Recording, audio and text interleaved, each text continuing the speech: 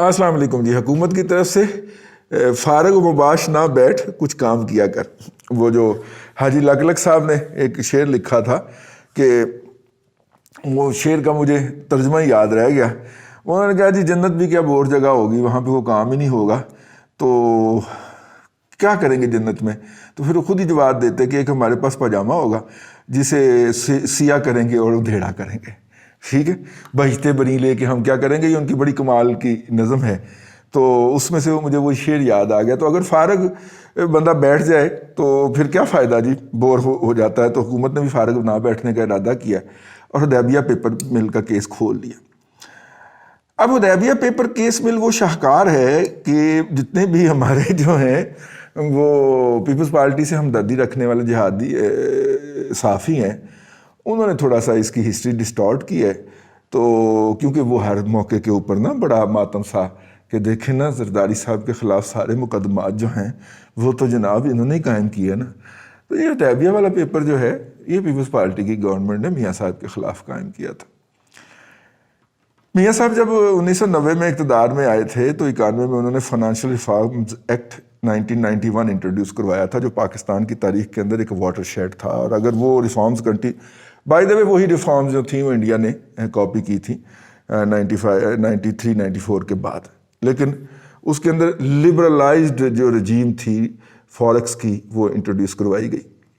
ٹھیک ہے, اور اس کے تحت آپ پیسے لے سکتے ہیں, لے جا سکتے ہیں, آپ سے اس کا سورس نہیں پوچھا. اگر آپ ڈالرز لے کے آ رہے ہیں انسائیڈ پاکستان تو ہم آپ سے نہیں پوچھیں گے کہ بھائیان کہاں سے لائیں, آ رہے ہیں آنے تھے.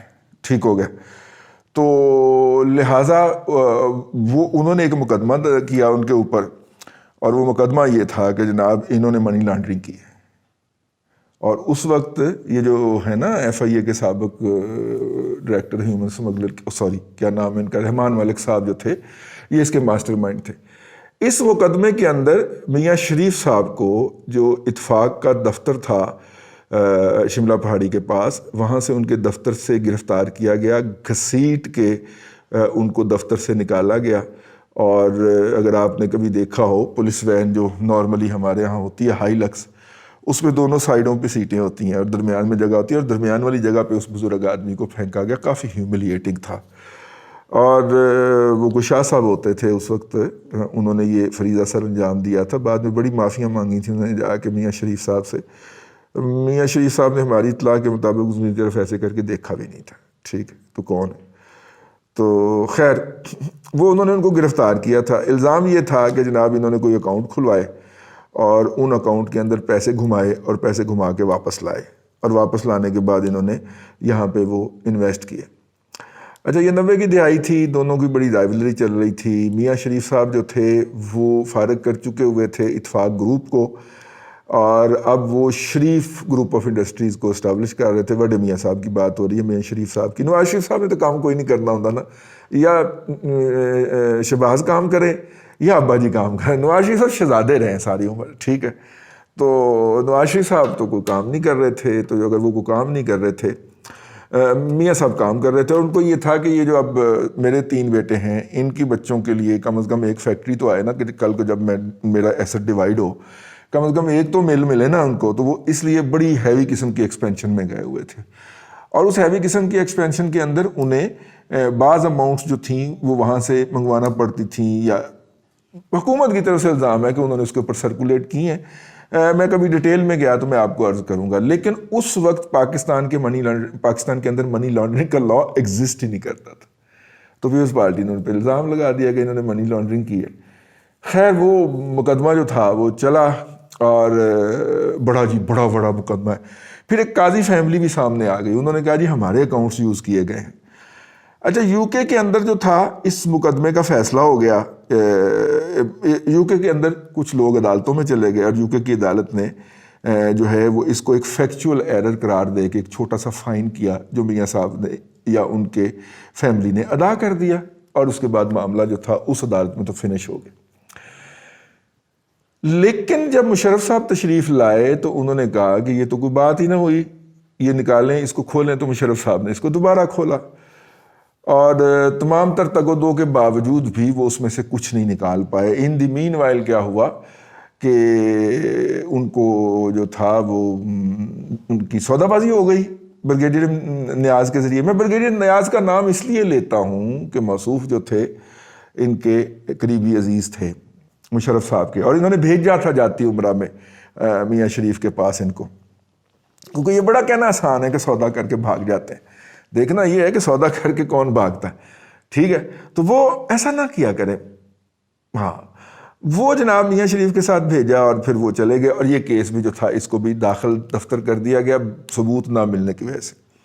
منی لانڈرنگ کا قانون پاکستان میں آتا ہے 2008 کے اندر, اور اس کی وجہ کیا تھی کہ وہ جو گرے لسٹ والے ہیں FATF والے ہمارے پیچھے پڑ گئے ہوئے تھے, اور اس کے بعد پھر جو ہے وہ اب اور ان دی مین وائل کیا ہوتا ہے, چونکہ واپسی جو تھی اس کے اندر یہ شامل تھا کہ سارے مقدمات ہمارے خلاف ختم ہوں گے.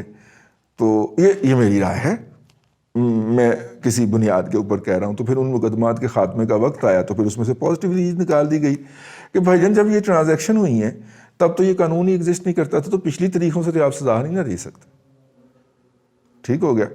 اچھا, نیب جو تھا اس کا یہ مقدمہ تھا, پہلے FIA تھی, FIA کی انکوائری کو جو تھی وہ سپریم کورٹ جو تھی, ہائی کورٹ جو تھی وہ نلیفائی قرار دے چکی تھی. پھر چونکہ نیب کا قانون سب قوانین کو اوور رائڈ کر سکتا ہے, تو پھر نیب نے جناب اس کے اوپر کارروائی ڈالنا شروع کی, اور نیب بھی مقدمہ لے کے گئی. پہلے وہ ہائی کورٹ میں وہ میجر قمرالزمان صاحب جو تھے وہ لے کے گئے. یہ میجر صاحب وہی ہیں جو ضیاء الحق کے ساتھ گئے تھے اور ایک گلدان ساتھ میں لے کے گئے تھے اتنا بڑا, اور وہ گلدان انسیڈنٹلی جہاز سے اترتے ہوئے گر گیا تھا, اور اس میں ہیروئن جو تھی وہ ظاہر ہو گئی تھی. ٹھیک ہے. ہاں, پھر واپس آ کے ان کو ضیاء الحق نے پوچھا کہ مانگ کیا مانگتا ہے, اب تو میرا پرسنل اسٹاف افسر تو نہیں لے سکتا. اس نے کہا مجھے DMG گروپ میں بھیج دیں. تو پھر DMG گروپ میں آئے, اور پھر وہ سیکٹری تک رائز ہوئے, اور پھر وہ ریٹائر ہوئے. ٹھیک ہے, میرے خیال وہی ہیں. ہاں, اور پھر وہ رائز ہونے کے بعد جو تھے وہ چیئرمین نیب بھی رہ کے گئے. اپنے بندے تھے نا, اس لیے چیئرمین نیب لوگ آیا ان کو. انہوں نے کہا کہ نہیں بھائی نا, ایک کیس کے خلاف اپیل کیوں نہیں کی, یہ کھوسا صاحب نے اسے کہا تھا. اس نے کہا جی ہم نے لیگل ایکسپرٹ اوپینین لی تھی, انہوں نے کہا تھا کیس نہیں بنتا, نہیں کریں آپ. اب جب کھوسا صاحب نے اس کی اپیل کروائی تو وہ جا کے ہتھے چڑھ گئی مشیر عالم اور قاضی فائز عیسیٰ اور ایک اور تھا, 3 ممبر فل بینچ کے ہتھے چڑھ گئی, اور انہوں نے نیب کو بھی نہ صرف کہ تویا بلکہ اس اپیل کو خارج کر دیا, اور یہ فیصلہ مینٹین کیا کہ اب اس کو دوبارہ اوپن نہیں کیا جائے گا, کیونکہ 2 دفعہ تو آپ اوپن کر چکے ہیں, ایک دفعہ FIA کے ذریعے, ایک دفعہ نیب کے ذریعے. اب نیب کے بعد کوئی ادارہ اس کو ٹیک اپ نہ کرے. اب 2 ادارے ہیں جو فائنینشیل کرائمز کا جو ہے وہ کوگنیزنس لے سکتے ہیں, لفظ آ گیا ذہن میں. 2 ہی ادارے ہیں جو فائنینشیل کرائمز کا کوگنیزنس لے سکتے ہیں, اور دونوں نے اپنی اپنی باری بھگتا لی. اب اس بنیاد کے اوپر جو واہیات, جو بکواسیات, جو چمونا, جو ایجنٹ, جو 2 نمبر, جو وہ بندہ جس کو گلی میں کوئی رستہ نہیں دیتا, اور جس کو گھر پہ مانگنے پہ دوسری دفعہ سالن کوئی نہیں دیتا, اور جس کو سکول کے اندر کلاس میں بیٹھنے کی اجازت کوئی نہیں دیتا, وہ ویلاگ بنائی جا رہا ہے, اور ایسے ایسے گھٹیا اور ذلیل بزرگ جو ہے وہ ان کو کرتے ہوئے پائے جا رہے ہیں. اس کیس کی بنیاد کے اوپر فائرنگ کی جا رہی ہے نا قاضی فائز عیسیٰ صاحب کے اوپر, کیونکہ مشیر عالم صاحب کے اس فل بینچ کے اندر وہ جو ججمنٹ لکھی تھی وہ قاضی فائز عیسیٰ صاحب نے لکھی تھی. جب 3 ممبر کا بینچ ہوتا ہے تو اس میں سے ایک کوئی جج جو ہے وہ ججمنٹ لکھتا ہے, باقی دوستوں باقی اپنے کولیگز آنریبل کولیگ سے رائے لے کے وہ ججمنٹ لکھتا ہے, اور وہ باقیوں کو بھیجتا ہے, باقی اس میں پڑھتے ہیں, اگر وہ ضروری خیال کریں تو اس میں کہتے ہیں کہ اس میں یہ پیرا بھی ایڈ کر لیں. ٹھیک ہے, اور اگر وہ کہیں پہ اگر ضروری خیال کریں تو وہ کہتے ہیں کہ جی میں ایک ایڈیشنل نوٹ لکھوں گا یا ڈسینٹنگ نوٹ لکھوں گا, تو وہ پھر اس طرح کر کے ججمنٹ لکھی جاتی ہے. لیکن وہ ججمنٹ لکھی, میرا خیال ہے کہ قاضی فائز عیسیٰ صاحب نے اور باقی 2 ججز نے ان سے اتفاق کیا. اب اس بنیاد کے اوپر بھیا اب آپ کے پاس تو کوئی ایجنسی بچی نہیں ہے جو فائنینشیل کرائمز کو انویسٹیگیٹ کر سکے انڈر دا لا, اور اس کے اوپر ایک کٹا کھول دیا جناب کٹا صاحب نے. میرا مطلب ہے کہ جناب یار منہ پہ زبان فواد چودھری صاحب نے, جناب کٹا صاحب نے کٹا کھول دیا فواد چودھری صاحب نے کہ جناب ہم اس کے اوپر مزید تحقیقات کروائیں گے. اس کا مطلب ہے کہ پھر ماما کو نواں دائرہ بنا نا فائنینشیل کرائم کا, کیونکہ لوکل پولیس نہیں کر سکتی کہ فائنینشیل کرائم ہے, اور فائنینشیل بنگلنگ جو ہے یا کرائم جو ہے اس کو اگر کوئی دوسرا ادارہ کر سکتا تو وہ نیب کر سکتا, تیجا تو کوئی ادارہ کر ہی نہیں سکتا. ٹھیک ہے, تو 1 ارب سے زائد کا وہ ہے. ویسے میں نے جو انیشلی اس کیس کی رپورٹنگ کی تھی 90 کی دہائی کے اندر، یہ کچھ 26 یا 36 کروڑ کی بات تھی، ٹھیک ہے، روپے کی. ظاہر ہے اس وقت ڈالر جو تھا وہ 32 روپے کا تھا. ہاں 32 روپے کا ڈالر تھا. تو آپ اسے اندازہ کر لیں کہ آج کے دن میں اس کی کتنی، آج کل 155 کا ہوتا ہے. ہاں اس وقت کا آپ دھیان کر لیں کہ اس وقت کتنا کو ہوتا ہوگا. تو یوں یہ جو حماقت فرمائی ہے، یہ کیا ہے؟ یہ بیسیکلی وہ پاجامہ ہے جو ادھیڑا جائے گا اور پھر سیا جائے گا. اب آپ کو سمجھ آئیے کہ مجھے حاجی لک لک جو ہے، اردو کے بڑے مزاحیہ ایک مشہور شاعر گزرے حاجی لک لک، تو وہ یاد آ گئے. ٹھیک ہے، تو حاجی لک لک والا پاجامہ جو ہے وہ دوبارہ ادھیڑا جائے گا اور دوبارہ سیا جائے گا. نکلنا اس میں سے کچھ نہیں ہے. لیکن اب سارے لوگ کہہ رہے ہیں، اب میں نہیں کہہ رہا، میں صرف ان کی بات دہرا رہا ہوں. چونکہ عمران خان ایک بغض کا مارا ہوا، ایک گھٹیا قسم کا، ایک نیچ قسم کا شخص ہے جو کہ ذاتی اس کے اوپر یقین رکھتا ہے. میں آپ کو شاید پہلے اشاروں کنایوں میں بتا چکا ہوا ہوں کہ جب مجھے اٹھایا گیا تو مجھے وہاں سے پتہ چلا کہ اس نے کہا ہوا تھا، اس کا حکم تھا کہ اس کو جوتے مارنے ہیں، اس کی آواز ریکارڈ کرنی ہے اور مجھے بھیجنی ہے، میں نے سننی ہے. ٹھیک ہے، اتنا کہ یہ نچلے لیول پہ اترتا ہے. تو وہ نچلے لیول پہ اترا ہوا ہے، اور نچلے لیول پہ اتر کے تو یہ جو ہے یہ والی اس نے حرکت کر دی ہے. لیگلی کانسٹیٹیوشنلی اگر اس کو کوئی مطلب کہ وہ والے جج نہ ٹکر گئے، پاناما والے بیٹھے ہوئے نا ابھی بھی سپریم کورٹ میں، ہائی کورٹ میں بیٹھے ہوئے ہیں، کچھ نئے بھی انہوں نے اپنے ہارے ہوئے کینڈیڈیٹ. ویسے پی ٹی آئی میں کمال کی بات ہے، جیت جائیں تو کوئی اہمیت نہیں ہے، ہار جائیں تو آپ کا بھائی جو ہے وہ پی آئی اے کا چیئرمین لگ جاتا ہے سرکاری ملازم ہونے کے باوجود. ہار جائیں آپ ہائی کورٹ کے جج لگ جائیں. واہ، پی ٹی آئی کے اندر ہارنے کا بہت بڑا مقام ہے. ٹھیک ہے، کسی بھی جگہ سے آپ فیصل آباد میں ہارے، بھائی کو پی آئی اے کا چیئرمین لگوا لیں. فیصل آباد میں الیکشن شاندار طریقے سے ڈٹ کے ہارے. ٹھیک ہے، جب تمام تر مشینری آپ کو جتوانے پہ تلی ہو، جب ہر طرف پی ٹی آئی کی ہوا چلا دی گئی ہو، جب 5th جنریشن میڈیا وار جو ہے وہ پوری کی پوری آپ کے مخالفین کے خلاف انلیش کر دی گئی ہو، اس سونامی کے اندر بھی آپ ہار جائیں اور شاندار طریقے سے ہاریں. ٹھیک ہے، یہ صبح 9 بجے آپ کے ان کے اندر، صبح 11 بجے آپ کے پولنگ کیمپس کے اندر کوئی بندہ نہ لب رہا ہو. ٹھیک ہے، ایک پتہ چلا ٹینٹ والا ستا ہوا 4 کرسیاں سیدھیاں کر کے اور ایک ساتھ میں کتا بیٹھا ہوا ہے. اس طرح کے آپ کے پولنگ کیمپ ہوں اور آپ شاندار طریقے سے ہاریں. لیکن بھائی آپ کا پی آئی اے کا چیئرمین ہے، اسی طرح 2 جج بھی لگوا لیے. تو اگر اس طرح سے کسی 2 بندوں کے ہاتھیں چڑھ گئی تو وہ رگڑے گا.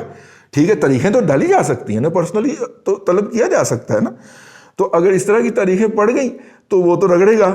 لیکن اور بہت سارے اور بھی احسن لوگ ہیں نا ہماری عدلیہ کے اندر، تو ان احسن لوگوں سے اس کو رگڑوایا جائے گا. لیکن اگر یہ کسی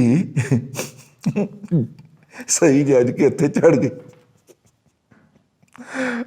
اور جس کو چیئرمین نیب کا لالچ بھی نہ ہوا، شرط یہ ہے، ٹھیک ہے، اور جس کے بھائی کو، چلیں اب چھوڑے، اب سارے آپ نے میرے سے ہی پوچھنے نہ ہوا، تو وہ پھر صحیح گورنمنٹ کو رائے ڈال کے جائے گا. یہ میں آپ سے پوری شرح صدر کے ساتھ کہہ رہا ہوں، جو تھوڑا بہت فہم ہے ہمارا لاء کا اس کے حوالے سے. خیر اینی ہو، کٹے نے ایک کٹا کھول دیا ہے، اب دیکھیں اس کا کیا بنتا ہے. اللہ آپ کو آسانیاں عطا کرے اور آسانیاں خلق خدا میں تقسیم کرنے کی توفیق عطا کرے.